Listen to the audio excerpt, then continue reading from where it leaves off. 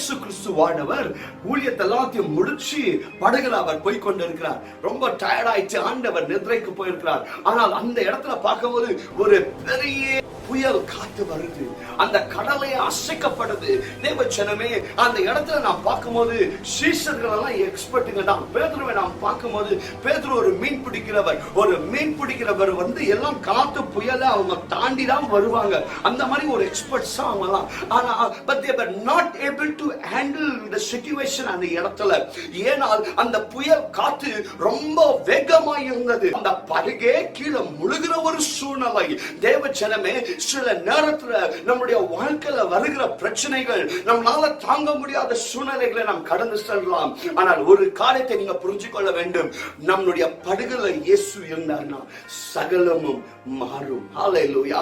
அந்த புயல் காத்து பாருங்க பயங்கர வேகமா இருந்தனால அந்த சீஷர்களால அதை ஹேண்டில் பண்ண முடியல. பயங்கர வேகமா இருந்தது, அந்த படகே கீழே போகிற ஒரு சூழ்நிலை. ஆனால் இயேசு நித்ரையில இருந்தார் என்று வசனம் சொல்லுது. இயேசுக்கு சகலமும் தெரியும். ஆனால் சீஷர்கள் என்ன செய்றாங்க அந்த இடத்துல பார்க்கும்போது, அந்த இடத்துல the disciples went and woke up Jesus. இயேசுவை போய் எழுப்புறாங்க. அந்த இடத்துல சொன்னாங்க, Lord save us, we are going to drown. அநேக நேரத்துல நாமும் ஆண்டவர்கிட்ட போய் சொல்லுறோம், ஆண்டவரே நம்முடைய கதை முடிக்க போது, நாங்கள் விழ போகிறோம், இனி நாம் எழும்ப போறதில்லை ஆண்டவரே, நம்முடைய சூழ்நிலை மோசமாக இருக்கின்ற நாம் போய் கதறி கேட்கிறோம்.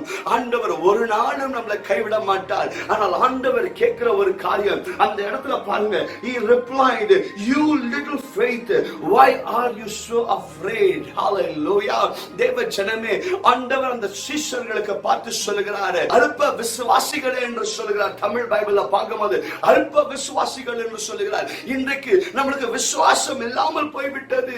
அநேக சூழ்நிலையை பார்த்து நாம் பயந்து போயிடுறோம். இன்றைக்கு ஆண்டவர் சொல்லுகிறார், என்ன புயல் காத்து வந்தாலும் சோர்ந்து போகாதீங்க, பயப்படாதீங்க, நான் உன்னோடு இருக்கிறேன். Hallelujah. அந்த வசனத்தை பார்க்கும்போது, then he got up and rebuked the winds and the waves and it was completely calmed. Hallelujah. ஆண்டவர் எழும்பி அந்த புயலும் காற்றையும் அகற்றுகிறார். Hallelujah. அது அப்பொழுதே அமைதியாகுது. இன்றைக்கும் உங்களுடைய வாழ்க்கையில இருக்கிற புயல் காற்று எம் தேவன் அமைதி செய்கிற தேவனாய் இருக்கிறார்.